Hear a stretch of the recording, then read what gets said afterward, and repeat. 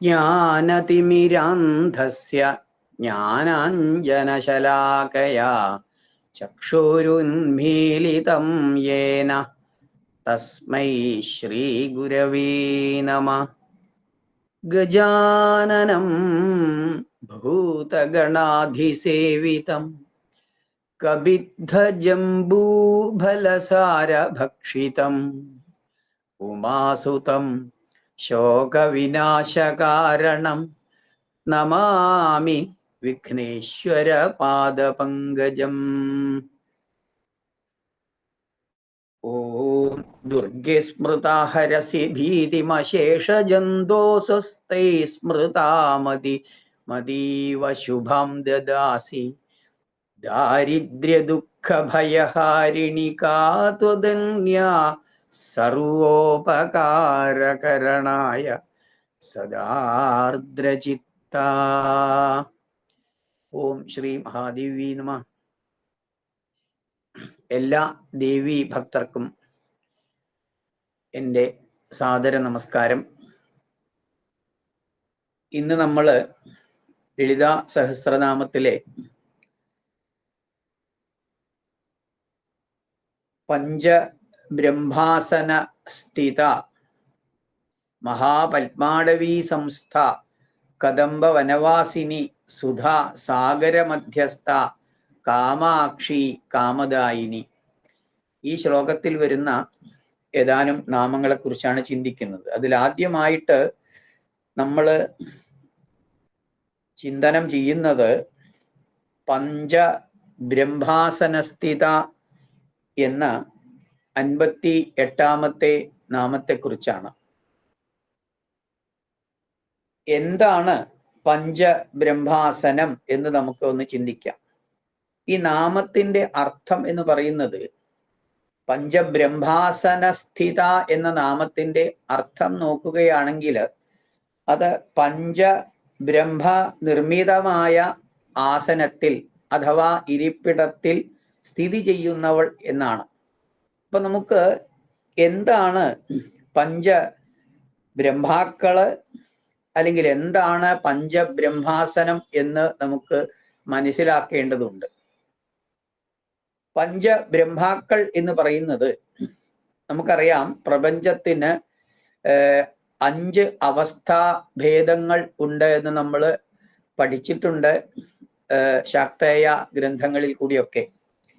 ഈ പഞ്ചബ്രഹ്മാക്കൾ എന്ന് പറയുന്നത് പ്രപഞ്ചത്തിന്റെ അവസ്ഥാഭേദങ്ങളായ സൃഷ്ടി, സ്ഥിതി, തിരോധാന, അനുഗ്രഹങ്ങള് ഒക്കെ ആയിട്ടുള്ള ഈ പ്രപഞ്ചത്തിന്റെ അവസ്ഥാഭേദങ്ങൾക്ക് കാരണഭൂതരായിട്ടുള്ള ബ്രഹ്മാവ്, വിഷ്ണു, രുദ്രൻ, ഈശ്വരൻ, സദാശിവൻ എന്നിവരൊക്കെയാണ്. അപ്പൊ ഇവരെല്ലാം ഭഗവതി ഇരിക്കുന്ന, ലളിതാ ത്രിപുര സുന്ദരി ഇരിക്കുന്ന മഞ്ചത്തിന്റെ പീഠത്തിന്റെ കാലുകളായിട്ട് രൂപം പ്രാപിച്ചിരിക്കുകയാണ്. ഭഗവതി ഇരിക്കുന്ന പീഠത്തിന് 4 കാലുകളുണ്ട്. ആ 4 കാലുകളില് ബ്രഹ്മാവ്, വിഷ്ണു, രുദ്രൻ, ഈശ്വരൻ എന്നിവർ 4 പേരും അതിൻ്റെ 4 കാലുകളായിട്ടും സദാശിവൻ അതിൻ്റെ പലകയായിട്ടും അഥവാ കിടക്കയായിട്ടും ഒക്കെയാണ് സങ്കല്പിച്ചിരിക്കുന്നത്.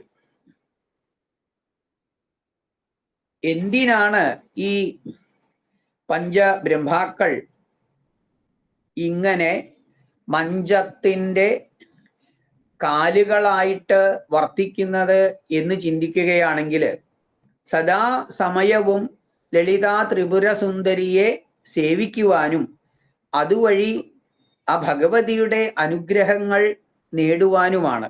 നമുക്കറിയാം ലളിതാ ത്രിപുര സുന്ദരി ഭഗവതി ജഗദ്ധാത്രിയാണ്. 14 ലോകങ്ങളുടെ അല്ലെങ്കിൽ അഖിലാണ്ട കോടി ബ്രഹ്മാണ്ടങ്ങളുടെ ഒക്കെ നായികയാണ്.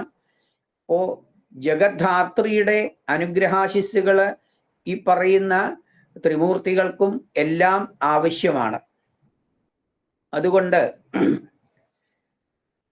ആ ഭഗവതിയുടെ അനുഗ്രഹാശിസ്സുകൾ നേടുവാൻ ആയിക്കൊണ്ടാണ് ഈ പഞ്ചബ്രഹ്മാക്കള് മഞ്ചയുടെ അല്ലെങ്കിൽ പീഠത്തിന്റെ കാലുകളായിട്ട് രൂപം പ്രാപിച്ച് വർത്തിക്കുന്നത് എന്ന് മനസ്സിലാക്കേണ്ടതായിട്ടുണ്ട്.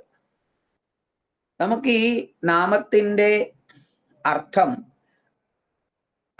ശങ്കര ഭഗവത് പാദ ആചാര്യര് തൻ്റെ സൗന്ദര്യ ലഹരിയിലെ ശ്ലോകത്തില് വളരെ വ്യക്തമായിട്ട്, അതായത് 92-ാമത്തെ ശ്ലോകത്തിൽ ആചാര്യ സ്വാമികള് ഇത് വളരെ വ്യക്തമായിട്ട് വ്യാഖ്യാനിച്ചിട്ടുണ്ട്. ആ ശ്ലോകം ഇതാണ്: ഗദാസ്തേ മഞ്ചത്വം ദ്രുഹിണ ഹരിരുദ്രേശ്വരഭൃത ശിവസ്വച്ഛായാഘടിത കപട പ്രച്ഛദപട തുരീയാനാം ഭാസാം പ്രതിഫലനരാഗാരുണതയാ ശരീരി ശൃംഗാരോരസ ഇവ ദൃശാം ദോഗ്ധീ കുതുകം. അതിന്റെ അവസാനത്തെ വരിയിൽ പറയുന്നുണ്ട് ശരീരീ ശൃംഗാരോ രസ ഇവ ദൃശാം ദോഗ്ധി കുതുകം എന്ന്. പരമശിവൻ ശൃംഗാരരസം എന്ന് പറയുന്നത് തന്നെ നമുക്കറിയാം. നവരസങ്ങള് ശൃംഗാരം, കരുണം, രൗദ്രം, ബീഭത്സം, ഹാസ്യം, ശാന്തം, ഇങ്ങനെയൊക്കെയുള്ള ഈ നവരസങ്ങളില് ശൃംഗാരം എന്ന് പറയുന്ന രസമാണ് രസരാജൻ. അത് മറ്റുള്ള നവരസങ്ങൾക്ക് രാജനായിട്ടാണ് വർത്തിക്കുന്നത്. ഇപ്പൊ ഇവിടെ ഭഗവാൻ ഭഗവതിക്ക് ശൃംഗാരരസം എന്ന പോലെ ഭഗവതിക്ക് കൗതുകം കൊടുക്കുന്നു എന്നാണ് പറയുന്നത്. നമുക്ക് ആ ശ്ലോകത്തെ കുറിച്ച് ഒന്ന് ചിന്തിക്കാം. അതായത് ആ ശ്ലോകത്തിൽ പറയുന്ന അതിൻ്റെ അർത്ഥം നോക്കുകയാണെങ്കിൽ, അലയോ ഭഗവതി ലളിത ത്രിപുര സുന്ദരി, ബ്രഹ്മാവ്, വിഷ്ണു, രുദ്രൻ, ഈശ്വരൻ എന്നീ ഭൃത്യന്മാര്, അവിടെ ഈ പഞ്ചബ്രഹ്മാക്കളെ ഭൃത്യന്മാരായിട്ട് ആണ് വർണ്ണിച്ചിരിക്കുന്നത്. ഈ ഭൃത്യന്മാര് ഭഗവതിയുടെ മഞ്ചയായി തീർന്നിരിക്കുന്നു. ഇവിടെ ഈ പറയുന്ന പഞ്ചബ്രഹ്മാസന സ്ഥിത എന്ന് പറഞ്ഞ ആ പീഠത്തെയാണ് ഇവിടെ സൂചിപ്പിക്കുന്നത്. അപ്പോ ആ മഞ്ചമായി തീർന്നിരിക്കുന്ന അതില് സദാശിവൻ തൻ്റെ അതിനിർമ്മലമായിട്ടുള്ള ധവളഛായയോടുകൂടി, ധവളഛായ എന്ന് പറയുന്ന വെള്ള നിറത്തില് മേൽ ആ വിരിപ്പിന്റെ സ്ഥാനം സ്വീകരിച്ചിട്ട് ഭഗവതിയുടെ അല്ലെങ്കിൽ ഭഗവതിക്ക് അരുണകാന്തി പ്രതിഫലിപ്പിക്കയാല് മൂർത്തിമത്തായ ശൃംഗാരരസം എന്ന പോലെ ഭഗവതിക്ക് ഒരു കൗതുകം കൊടുക്കുന്നു എന്നാണ് പറയുന്നത്. ഇവിടെ ഈ നാമത്തെക്കുറിച്ച് പറയുമ്പോൾ ലളിതോപാഖ്യാനത്തില് പഞ്ചബ്രഹ്മാസനത്തെ കുറിച്ച് വളരെ മനോഹരമായിട്ട് വർണ്ണിച്ചിരിക്കുന്നുണ്ട്.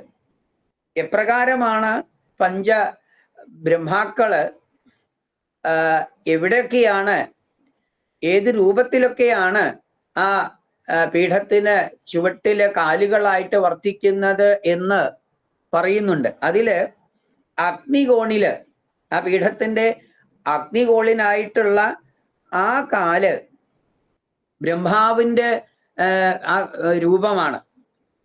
അതിന് ചെമ്പരത്തി പുഷ്പം പോലെ ശോഭിക്കുന്ന രൂപത്തിലൊക്കെയാണ് വർദ്ധിക്കുന്നത് എന്നാണ് ലളിതോപാഖ്യാനത്തില് വർണ്ണിക്കുന്നത്. മറ്റൊന്ന് നിരതികോണില് എന്ന് പറയുമ്പോൾ തെക്ക് പടിഞ്ഞാറേ മൂലയിലുള്ള ആ കോണിലുള്ള ആ കാല് അല്ലെങ്കിൽ ആ മഞ്ചത്തിന്റെ ആ കാലില് ഇന്ദ്രനീലം പോലെ ശോഭിക്കുന്ന മഹാവിഷ്ണു വർദ്ധിക്കുന്നു എന്നാണ് പറയുന്നത്. മറ്റൊന്ന് വായുകോണില് എന്ന് പറയുമ്പോൾ വടക്ക് പടിഞ്ഞാറ് കോണിലുള്ള കാല്, പീഠത്തിന്റെ ആ കാലില് ശുദ്ധ സ്ഫടിക നിർമ്മിതമായ നിറത്തില് രുദ്രൻ സ്ഥിതി ചെയ്യുന്നു ആ പീഠത്തിന്റെ കാലായിട്ട് എന്ന് പറയുന്നുണ്ട്. ഇനി വടക്ക് കിഴക്കേ ഭാഗത്ത് ഉള്ള ആ കാലില്, ആ പീഠത്തിന്റെ കാലില് കണിക്കൊന്ന പൂവിന്റെ നിറത്തില് ഈശ്വരൻ ശോഭിക്കുന്നു എന്ന് പറയുന്നുണ്ട്. ഇനി ആ പീഠത്തിന്റെ മുകളിലായിട്ട് ഒരു മെത്ത പോലെ സദാശിവൻ വർത്തിക്കുന്നുണ്ട്. അത് മാതള പൂനിറം പോലെ നിറത്തില് ഒരു കിടക്കയായിട്ട് സദാശിവൻ അവിടെ വർത്തിക്കുകയാണ്. ആ സദാശിവന്റെ മേലെയാണ് ഭഗവതി ഇരിക്കുന്നത്. ലളിതാ സഹസ്രനാമത്തിന്റെ പുസ്തകമൊക്കെ കാണുകയാണെങ്കിൽ ആ പുസ്തകത്തിന്റെ ഫ്രണ്ട് പേജിൽ തന്നെ നിങ്ങൾക്ക് കാണാവുന്നതാണ് ഒരു മഞ്ച.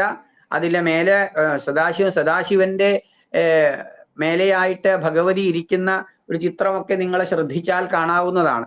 അപ്പോ ഈ നാമത്തിന് വളരെയധികം പ്രാധാന്യം ഉണ്ട് എന്ന് ഈ അവസരത്തിൽ മനസ്സിലാക്കുക. ഇവിടെ നാമത്തെ ഒരിക്കൽ കൂടി നമുക്ക് പറയാം. പഞ്ചബ്രഹ്മാസനസ്ഥിത എന്ന് പറയുമ്പോൾ പഞ്ചബ്രഹ്മ നിർമ്മിതമായ ആസനത്തിൽ സ്ഥിതി ചെയ്യുന്നവൾ എന്ന് നാമത്തിന് അർത്ഥം. ഓ, ഈ നാമം വളരെ ഭക്തി ശ്രദ്ധയോടുകൂടി കേൾക്കുന്ന എല്ലാ ദേവീ ഭക്തരെയും ഭഗവതി അനുഗ്രഹിക്കട്ടെ എന്ന് പ്രാർത്ഥിച്ചുകൊണ്ട് നിർത്തട്ടെ. നന്ദി, നമസ്കാരം.